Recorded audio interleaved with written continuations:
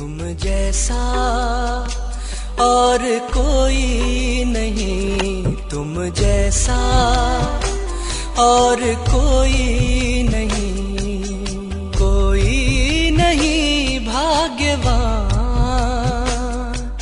चमक रहा है भाग्य सितारा, चमक रहा है भाग्य सितारा, नील गगन आसमान।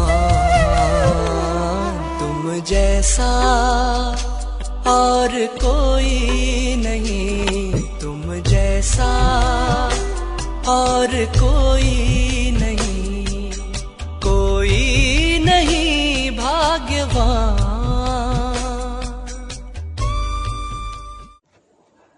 ఓం శాంతి 6/8/2022 సాకారవాణి. మధురమైన పిల్లలు, జ్ఞాన సాగరుడైన బాబా మరియు బ్రహ్మపుత్ర నది, ఈ రెండిటి కలయిక అంటే సంగమం వజ్ర సమానమైనది. ఇక్కడకు పిల్లలైన మీరు గవ్వ నుండి వజ్రంగా అవ్వడానికి వస్తారు. ప్రశ్న: సత్యుగ రాజధాని స్థాపన ఎప్పుడు జరుగుతుంది మరియు ఎలా జరుగుతుంది? సమాధానం: ఎప్పుడు మొత్తం పతిత సృష్టి శుభ్రం అవుతుందో, అనగా పాత సృష్టి వినాశనం జరుగుతుందో, అప్పుడు సత్యుగ రాజధాని స్థాపన జరుగుతుంది. దానికి ముందే మీరు తయారవ్వాలి, పావనంగా అవ్వాలి. ఎప్పుడు ఒక్కరు కూడా పద్ధతులు ఉండరో అప్పుడు కొత్త రాజధాని శకం ప్రారంభమవుతుంది. ఇక్కడ నుండి ఆ శకం ప్రారంభం అవ్వదు. రాధాకృష్ణుల జన్మ జరిగినా కానీ ఆ సమయం నుండే సత్యుగము అని అనరు. ఎప్పుడైతే వారు లక్ష్మీనారాయణల రూపంలో రాజ్య సింహాసనంపై కూర్చుంటారో అప్పటి నుండే ఆ శకం అంటే ఆ సమయం ప్రారంభమవుతుంది. అప్పటి వరకు ఆత్మలు వస్తూ వెళ్తూ ఉంటాయి, అంటే పరంధామానికి వెళ్ళడం రావడం జరుగుతుంది. ఇవన్నీ విచార సాగర మంథనం చేయవలసిన విషయాలు. పాట: ప్రపంచాన్ని మర్చిపోవడానికి ఇదే మంచి సమయం. ఓం శాంతి. పిల్లలు ఎక్కడికి వచ్చారు? జ్ఞాన సాగరుని తీరానికి వచ్చారు. రోజు జ్ఞాన గంగల తీరంలో ఉంటారు. ఇప్పుడు జ్ఞాన సాగరుని తీరం దగ్గరికి వచ్చారు. ఎవరు వచ్చారు? జ్ఞాన గంగలు. ఎలా అవడానికి వచ్చారు చెప్పండి? గవ్వ నుండి వజ్రంలా, పేదవారి నుండి కిరీటధారులుగా అవ్వడానికి వచ్చారు. బ్రహ్మపుత్ర నది మరియు శివుడు జ్ఞానసాగరుడు. ఈయనే ఆ బ్రహ్మపుత్ర నది, బ్రహ్మబాబా. ఈయన కొడుకు కదా. బ్రహ్మ శివుని కుమారుడు. మీరు మనుమలు మనుమరాళ్ళు. కలకత్తాలో సాగరం మరియు నది చాలా భారీ మేళా జరుగుతుంది. అక్కడ గంగా, బ్రహ్మపుత్ర మరియు సాగరం కలుస్తాయి. బ్రహ్మపుత్ర నదిలో ఇతర నదులు కూడా కలుస్తాయి. ముఖ్యమైనది బ్రహ్మపుత్ర మరియు సాగరముల సంగమం. దానినే డైమండ్ హార్బర్ అంటారు. ఈ పేరును ఆంగ్లేయులు పెట్టారు. దాని అర్థం వారికి ఏమీ తెలియదు, కేవలం అలా పేరు పెట్టేశారు. బాబా దాని అర్థాన్ని వివరిస్తున్నారు.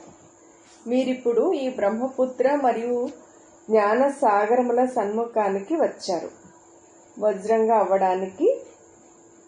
అక్కడ కూడా సాగర తీరానికి వెళ్తారు, కానీ వజ్రాలకు బదులుగా రాళ్లుగా అయిపోతారు. ఎందుకంటే అది భక్తి మార్గం. ఇది ఆత్మలు మరియు పరమాత్మని సంగమం. ఇద్దరు కలిసి ఉన్నారు. వారు జడము, ఆ సముద్రం జడమైనది, ఈయన చైతన్యమైన వారు. ఈయన ఎక్కడికి వెళ్ళలేరు. కావున పిల్లలు ఎల్లప్పుడూ బ్రహ్మపుత్ర మరియు సాగరం ఇద్దరూ చైతన్యంగా కలిసి ఉన్నారని అర్థం చేయించవలసి ఉంటుంది. ఇది వజ్రంలా తయారవ్వవలసిన సమయం. మీరు వజ్రాల వల్లే అవ్వండి. బ్రహ్మపుత్ర మరియు దత్తత తీసుకోబడిన జ్ఞాన గంగలు. ఆ గంగలు అంటే నీటి నదులు లెక్కలేనన్ని ఉన్నాయి. ఆ నదుల గురించి అందరికీ తెలుసు.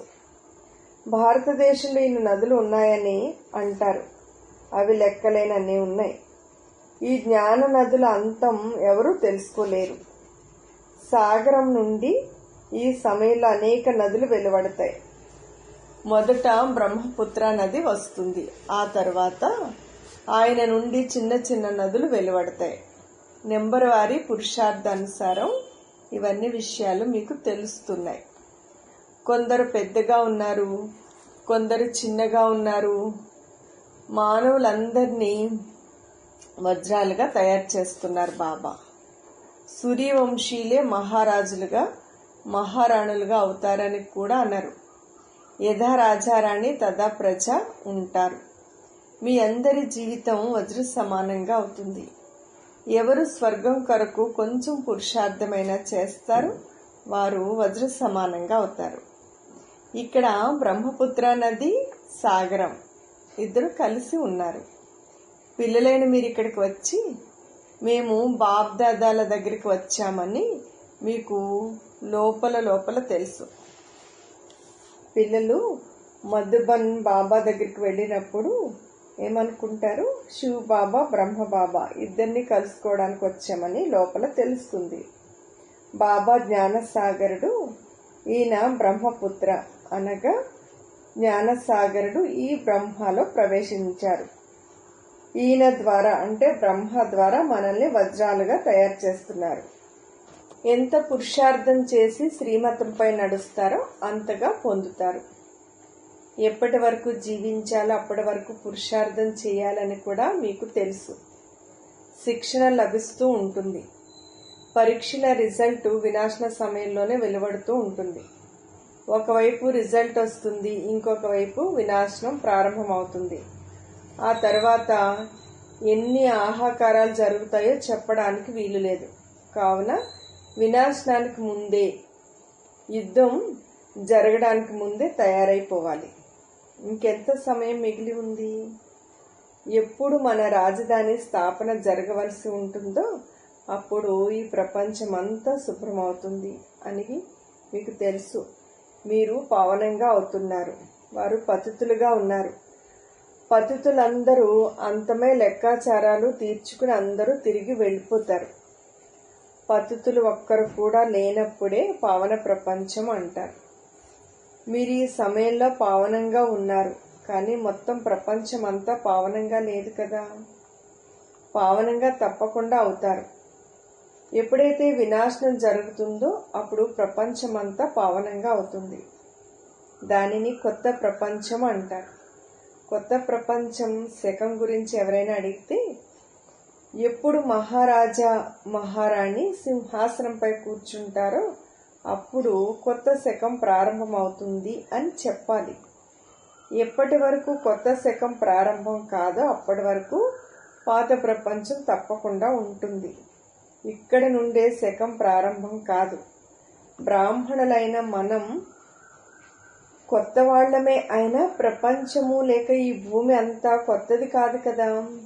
ఇప్పుడు ఇది సంగమం.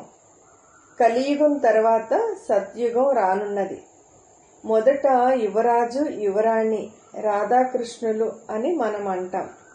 అయినా కానీ మనం ఆ సమయాన్ని సత్యుగం అని అనం. ఎప్పటి వరకు లక్ష్మీనారాయణులు సింహాసనంపై కూర్చోరో అప్పటి వరకు ఏదో ఒక గొడవ జరుగుతూ ఉంటుంది. అంటే పూర్తిగా పాత ప్రపంచం యొక్క సమాప్తి జరగదు. రాధాకృష్ణులు వచ్చేసినా కానీ ఈ పాత ప్రపంచం యొక్క చిహ్నాలు ఉంటాయి కదా. చూడండి, ఇవన్నీ బాగా ఆలోచించవలసిన విషయాలు. ఎప్పుడు సత్యుగి ప్రారంభమవుతుందో అప్పుడు కొత్త శకం ప్రారంభమవుతుంది. సూర్యవంశ రాజ్యపు శకం ఫలానా అని అంటారు. అంతేకాని యువరాజు యువరాణుల పేరుపై శకం ఎప్పుడూ ఉండదు. ఈ మధ్య సమయంలో రావడం పోవడం జరుగుతుంది. చీచి మానవులు కూడా వెళ్ళవలసి ఉంటుంది. మిగిలిన వారు ఎంతో కొంతమంది తప్పకుండా ఉంటారు కదా. మిగిలిన వారు ఎవరు ఉంటారో వారందరూ తిరిగి వెళ్ళడానికి సమయం పడుతుంది. ఈ విషయాలు ఎవరు అర్థం చేయిస్తారు? జ్ఞాన సాగరుడే తెలియచేస్తారు. అలాగే జ్ఞాన నది అయిన బ్రహ్మపుత్రుడు కూడా అర్థం చేయిస్తారు. ఇద్దరూ కలిసి వివరిస్తున్నారు. ఈ కుంభమేళా ప్రతి సంవత్సరం జరుగుతుంది. సాగరము మరియు నదుల మేళ సంగమంలోనే జరుగుతుంది. సాగరము నదుల యొక్క కలయిక సంగమయుగంలోనే జరుగుతుంది. మేము తల్లి తండ్రి దగ్గరకు లేక జ్ఞాన సాగరుడు మరియు పెద్ద నదుల దగ్గరికి వెళ్తామని పిల్లలైన మీరు అంటారు. బాబా మనకు ఈ పెద్ద నది మరియు ఈ నదుల ద్వారా వారసత్వాన్ని ఇస్తున్నారు, అనగా వజ్రంలా తయారు చేస్తున్నారు. కుంభమేళాలు జడమైన యాత్రలు. యాత్రికులు తమ కళ్యాణం జరుపుకోవాలనుకుంటారు.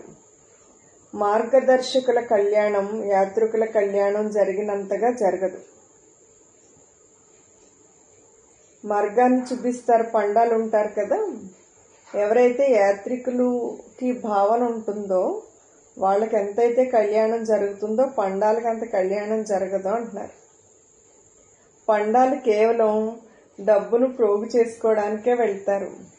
వారికి యాత్రికులకు ఉన్నంత భావన ఉండదు. యాత్రికులు ఎంతో శుద్ధ భావనతో వెళ్తారు. అందుకే కొంతమందికి సాక్షాత్కారాలు కూడా జరుగుతాయి. అమర్నాథ్ వద్ద మంచు లింగం తయారై ఉంటుంది. ముందుకు వెళ్ళి చూస్తే అంతా మంచు కనిపిస్తూ ఉంటుంది. భావన కలవారు చూస్తూనే ఎంతో సంతోషిస్తారు. ఇది ప్రకృతి సిద్ధమైనది అని భావిస్తారు. మంచుతో లింగం తయారవుతుందని మానవుల్లో అటువంటి భావన నిలిచిపోతుంది. నిజానికి అది ఏమీ లేదు. ఇప్పుడు మీరు నిజమైన యాత్రను చేస్తున్నారు. భగవంతుని కోసం ఎంతో కష్టపడ్డాము, కానీ భగవంతుడు లభించలేదు అని మానవులు భావిస్తారు. భగవంతుని చిత్రాన్ని తీయలేరు, అంటే భగవంతునికి ఫోటో తీయలేరు. బిందువుకు ఫోటో ఏముంటుంది అని బాబా అంటారు. అర్థం అయ్యేలా చెప్పడానికి నక్షత్రంలా ఉంటారని చెప్పడం జరుగుతుంది. బ్రుకుటి మధ్యలో మెరుస్తూ ఉంటుంది అని కొందరు అంటారు. కొంతమంది పిల్లలు బ్రుకుటిలో తిలకం పెట్టుకుంటారు. ఆత్మ నివాసం బ్రుకుటిలో ఉంది అని విన్నారు కాబట్టి అక్కడ బిందువు పెట్టుకుంటారు. నిజమైన తిలకం అదే. రాజ్య తిలకం పెద్దగా ఉంటుంది. ఈ స్థూలమైన రాజ్య తిలకం లభిస్తుంది. ఆత్మలైన మనకిప్పుడు రాజ్య తిలకం లభిస్తుందని పిల్లలైన మీకు జ్ఞానం తెలిసింది. ఆత్మలైన మనకిప్పుడు రాజ్య తిలకం లభిస్తుంది. ఇప్పుడు మనకు పరంపిత పరమాత్మ నుండి రాజ్యాధికారం లభిస్తుంది. బ్రుకుటి మధ్య ఎంతో చక్కటి నక్షత్రాన్ని పెట్టుకుంటారు. బంగారంతో కూడా పెడతారు. ఇప్పుడు మీకు మొత్తం జ్ఞానం అంతా లభించింది. ఇప్పుడు ఆ నక్షత్రం, ఇప్పుడు ఆత్మ నక్షత్రం వజ్రం సమానంగా అవుతుందని తెలిసింది. ఆత్మ ఒక సితార. పరంపిత పరమాత్మ కూడా నక్షత్ర స్వరూపమే. వారు అంతే చిన్నగా ఉంటారు. ఆయనలో జ్ఞానం అంతా ఉంది. ఈ విషయాలు చాలా గుహ్యమైనవి. మీకు జ్ఞానము అనగా ప్రకాశం లభించింది. పరంపిత పరమాత్మ రూపాన్ని చూశారు, అర్థం కూడా చేసుకున్నారు. ఏ విధంగా ఆత్మ సాక్షాత్కారం జరుగుతుందో అలాగే పరమాత్మ సాక్షాత్కారము జరుగుతుంది. మీరు ఏ విధంగా ఉన్నారో అలాగే నేను ఉంటానని పరమాత్మ చెప్తారు. పిల్లలకు బాబా యొక్క ఏ సాక్షాత్కారం కావాలి? ఆత్మ చిన్నగా పెద్దగా ఉండదు. మీరు ఏ విధంగా ఉన్నారో బాబా కూడా ఆ విధంగానే ఉంటారు. కేవలం మహిమ మరియు పాత్ర వేరువేరుగా ఉన్నాయి, అందరికంటే భిన్నంగా ఉన్నాయి. పాత్రధారుల పాత్ర ఒకే విధంగా ఉండదు. దీనిని ఈశ్వరుని రచన అంటారు. నిజానికి దీనిని డ్రామా రచన అనాలి. ఎందుకంటే నేను డ్రామాను తయారు చేశాను అని బాబా అన్నారు. అలా జరిగితే ఎప్పుడు తయారు చేశారు అన్న ప్రశ్న కూడా ఉత్పన్నమవుతుంది. అందుకే దీనిని ప్రకృతి సిద్ధమైనది అనడం జరుగుతుంది. ఈ చక్రం ఎలా తిరుగుతుందో ఇప్పుడు మీరు తెలుసుకున్నారు. ఆత్మ నక్షత్రంలా ఉంటుంది. ఆత్మలో ఎంత పెద్ద పాత్ర ఉందో ఇప్పుడు మీరు తెలుసుకున్నారు. పరంపిత పరమాత్మ సర్వశక్తివంతుడు, వరల్డ్ ఆల్మైటీ అథారిటీ. ఆయనను జ్ఞానసాగరుడు అంటారు. ఇక్కడ ఎవరిని జ్ఞానసాగరుడు అనరు. వేద శాస్త్రాలను చదివేవారు శాస్త్రాల జ్ఞానాన్నే వినిపిస్తారు. తండ్రిలో ఏ జ్ఞానం ఉందో అది ఎవరిలోనూ లేదు. భగవంతుడే వచ్చి సహజ రాజయోగము జ్ఞానాన్ని వినిపిస్తున్నారు. అందుకే ఆయనను జ్ఞానసాగరుడు అంటారు. ఈ నదుల మేళా జరుగుతుంది. సాగరం నుండే నదులు వస్తాయి కదా. కొంతమంది పిల్లలకు ఈ విషయం కూడా తెలియదు. అలాగే మీ విషయాలను గురించి కూడా ఎవరికీ తెలియదు. జ్ఞానసాగరుడు ఏ విధంగా వస్తారో, వారి నుండి జ్ఞాన గంగలు ఏ విధంగా జ్ఞానాన్ని పొందుతారో ఎవరికీ తెలియదు. ఇవి జ్ఞానపు విషయాలు. మానవుల ద్వారా బుద్ధిలో ఏ విషయాలైతే నిలిచాయో ఆ విషయాల గురించి ఎవరికీ తెలియదు. ఇప్పుడు మీరు ఆ సాగరము మరియు జ్ఞాన సాగరుడిని తెలుసుకున్నారు. ఆ సముద్రము నదులు పొంగితే దుఃఖం వస్తుంది. సముద్రం ఎంత పొంగితే అంత నష్టం జరుగుతుంది. ఇప్పుడు జ్ఞాన సాగరుడు మరియు పతిత పావనుడిని అందరూ తలుస్తారు. అందరూ తలుచుకునేది ఆ నీటి సముద్రాన్ని కాదు, పరమాత్మని, పరమాత్మ ఇచ్చేటువంటి జ్ఞానాన్ని అందరూ తలుస్తారు. ఆ సముద్రాన్ని నదుల్ని ఎవరు తలుచుకోరు. పతిత పావనుడైన జ్ఞానసాగరుని అందరూ తలుస్తూ ఉంటారు. ఆ సముద్రం నుండే ఈ నదులు వచ్చాయి. పరమాత్మ యొక్క పేరు, రూపము, దేశము, కాలాల గురించి ఎవరికీ తెలియదు. శివ అన్న పేరు వాడినా కానీ కేవలం లింగం పేరునే పెట్టారు. బాబా పేరు అవినాశి కదా. రచయిత అయిన శివ్ బాబా ఒక్కరే. వారి రచన ఒక్కటే. అది అనాది అయినది. అది ఏ విధంగా అనాది అయినదో బాబా పిల్లలకు వివరిస్తున్నారు. సత్యుగంలో ఈ పండుగలు ఇవేమీ ఉండవు. అన్నీ అంతరించిపోతాయి. ఇవి మళ్ళీ భక్తి మార్గంలో ప్రారంభమవుతాయి. స్వర్గం ఒకప్పుడు ఉండేదని, అది మళ్ళీ వస్తుందని, కానీ ఈ సమయంలో ఇది నరకమని మానవులు భావిస్తారు. దీని ఆయుష్ ఎవరికీ తెలియదు. అంతా ఘోర అంధకారంలో ఉన్నారు. కల్పానికి ఆయువు కూడా ఎవరికీ తెలియదు. ఈ డ్రామా సదా తిరుగుతూనే ఉంటుంది అని కూడా అంటారు. కానీ దీని ఆయుష్ ఎవరికీ తెలియని కారణంగా అర్థం చేసుకోరు. బాబా బ్రహ్మ ముఖం ద్వారా సర్వ వేద శాస్త్రాల సారాన్ని తెలియచేస్తున్నారు. అందుకే భక్తి మార్గంలో బ్రహ్మ చేతిలో శాస్త్రాలు చూపిస్తారు. ఆ శాస్త్రాలన్నిటినీ చేతిలో పట్టుకోలేరు కదా. బ్రహ్మ ద్వారా సర్వశాస్త్రాల సారము తెలియచేసిన దానికి గుర్తు చూపిస్తున్నారు. అంతేకాని అన్ని వేదాలు శాస్త్రాలు పట్టుకుని అలా కూర్చోరు కదా అంటున్నారు బాబా. ఇవన్నీ భక్తి మార్గానికి చెందినవని మీకు తెలుసు. వీటిని చదువుతూ వచ్చారు. ఎప్పటి నుండి చదువుతూ వచ్చారో ఏమీ తెలీదు. కేవలం ఇవి అనాది అని వేదవ్యాసుడు రచించాడని అంటారు. వేదాలను చాలా ఉన్నతమైనవిగా భావిస్తారు. కానీ వేద శాస్త్రాలు మొదలైనవన్నీ గీత రచనయే అని వ్రాయబడి ఉంది. ఈ వేద శాస్త్రాలు ఇవన్నీ మళ్ళీ తయారవుతాయని పిల్లలకు తెలుసు. మళ్ళీ ఆ పేర్లు పెడతారు. ఇప్పుడు మనం పూజ్యులుగా తయారవుతున్నాం. పూజారులుగా అయినప్పుడు మందిరాలు ఇవన్నీ నిర్మిస్తాం. రాజారాణులు మందిరాలను తయారు చేస్తే ఇక ప్రజలు కూడా వాటిని తయారు చేస్తారు. భక్తి మార్గం ప్రారంభం అవడంతో అందరూ మందిరాలను నిర్మించడం మొదలు పెడతారు. ఇంటింటిలోనూ తయారు చేసుకుంటారు. లక్ష్మీనారాయణ రాజధానిలో రాధాకృష్ణుల మందిరం తయారవ్వడం అనేది ఉండదు. మందిరాలు భక్తి మార్గంలోనే తయారవుతాయి. ఎంతెంతగా పడిపోతూ ఉంటారో అంతగా మందిరాలు తయారవుతూ ఉంటాయి. సూర్యవంశీయుల చంద్రవంశీయుల ఆస్తి ఏదైతే ఉందో దానిని వైశ్యవంశీయులు శూద్రవంశీయులు అనుభవిస్తారు. లేకపోతే రాజరికం ఎక్కడి నుండి వస్తుంది? ఆస్తి ఆది నుంచి అంత్యం వరకు ఒకరి నుంచి ఒకరికి అలా నడుస్తూ వస్తుంది. గొప్ప గొప్ప ఆస్తులు ఏవైతే ఉన్నాయో అవి చిన్న చిన్నగా అయిపోతాయి, చివరికి ఏమీ మిగలదు. పరస్పరం పంచుకుంటూ ఉంటారు. ఈ ముస్లిమ్స్ తర్వాత వస్తారు. ఏ విధంగా మనం పూజలు అవుతామో ఇప్పుడు పిల్లలకి అర్థమైంది. ఎంత సమయం అలా అవుతారో మరియు పూజారులుగా ఎలా అవుతారో కూడా తెలుసుకున్నారు. పరమపిత పరమాత్మ నామ రూప దేశ కాలాలు ఏమిటో, వారి పాత్ర ఏమిటో కూడా ఇప్పుడు అర్థం చేసుకున్నారు కదా. భక్తి మార్గంలో కూడా భక్తుల శుద్ధ భావనను బాబా పూర్తి చేస్తారు, అశుద్ధ భావనను రావణుడు పూర్తి చేస్తాడు. ఇప్పుడు మీరు జ్ఞాన సాగరుడు, మొత్తం జ్ఞానం అంతటిని బుద్ధిలో నిలుపుకుంటున్నారు. దీనిని అందరూ అర్థం చేసుకోలేరు. కల్పపూర్వం వాళ్ళు ఎవరున్నారో వారే మళ్ళీ బయటకు వస్తూ ఉంటారు. అచ్చా, మధురాతి మధురమైన ఆత్మీక పిల్లలకు మా పిత బాప్ దాదాల ప్రియ స్మృతులు మరియు గుడ్ మార్నింగ్. ఆత్మిక పిల్లలకు ఆత్మిక తండ్రి నమస్తే. మధురాతి మధురమైన ఆత్మిక తండ్రికి ఆత్మిక పిల్లల ప్రియ స్మృతులు మరియు నమస్తే.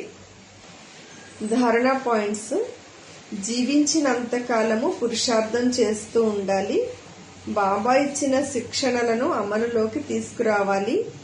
బాబా సమానంగా మాస్టర్ జ్ఞాన సాగరులు అవ్వాలి.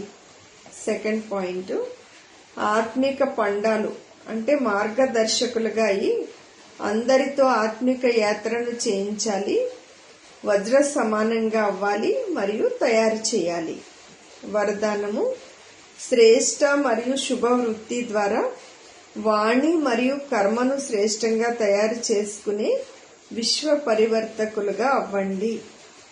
ఏ పిల్లలైతే తమ బలహీన వృత్తులను తొలగించుకుని శుభ మరియు శ్రేష్ట వృత్తిని ధారణ చేసే వ్రతాన్ని స్వీకరిస్తారో అటువంటి వారికి సృష్టి కూడా శ్రేష్టమైనదిగా కనిపిస్తుంది. వృత్తితో దృష్టి మరియు కృతికి కూడా సంబంధం ఉంది. మంచి కానీ లేక చెడు కానీ ఏదైనా మొదటిగా వృత్తిలో ధారణ అవుతుంది, మరలా వాణి మరియు కర్మలోకి వస్తుంది. వృత్తి శ్రేష్టంగా అవ్వడం అనగా వాణి మరియు కర్మ స్వతహాగానే శ్రేష్టంగా అవ్వడం. వృత్తి ద్వారానే వైబ్రేషన్స్ వాయుమండలం తయారవుతాయి. శ్రేష్ట వృత్తి అనే వ్రతాన్ని ఆచరించేవారు స్వతహాగానే విశ్వ పరివర్తకులు అవుతారు. స్లోగన్: విదేహీ లేక అశరీరిగా అయ్యే అభ్యాసం చేస్తే ఎవరి మనసులోని భావాన్నైనా తెలుసుకోగలరు. ఓం శాంతి.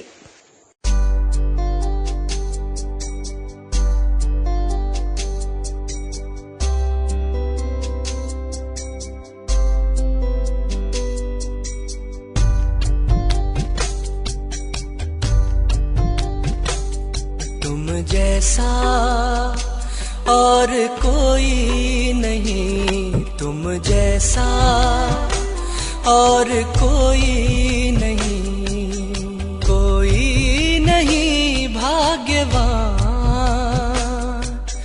चमक रहा है भाग्य सितारा, चमक रहा है भाग्य सितारा। नील गगन आसमान, तुम जैसा और कोई नहीं, तुम जैसा और कोई नहीं, कोई नहीं भाग्यवान।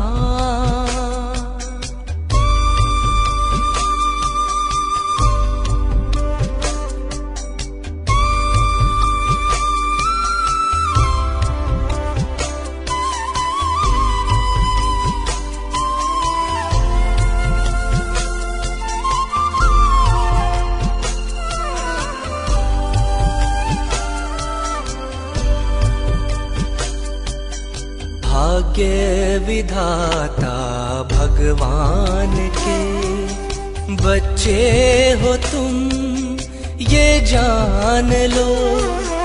वो है हमारा, हम उसके सच्चे सदा ये मान लो। आया है वो स्वर्ग लिए, आया है वो स्वर्ग लिए, देने तुझे तेरे द्वार। तुम जैसा और कोई नहीं, तुम जैसा और कोई नहीं।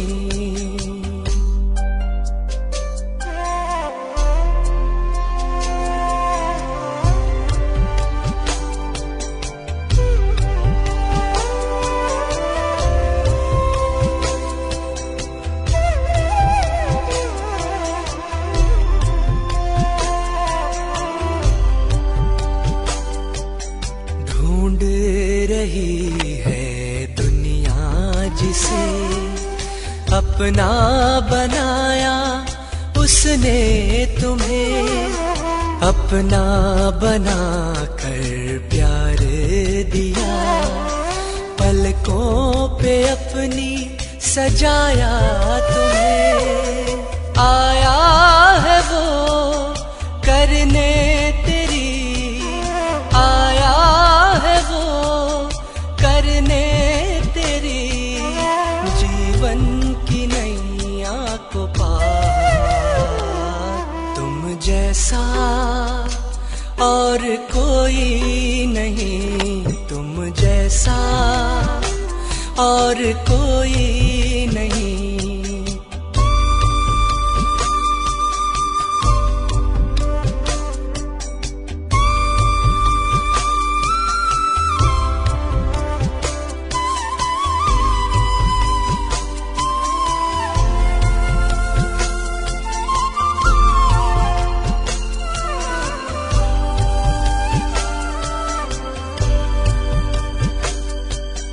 प्यार तुम्हें जो इतना करे, कोई कभी जो कर ना सका, दुख दर्द तेरे वो पल में करे, दूर कोई जो कर ना सका, बन के फरिश्ता है चलना तुम्हें, बन के फरिश्ता है चलना तुम्हें, जाना है तारों के पार।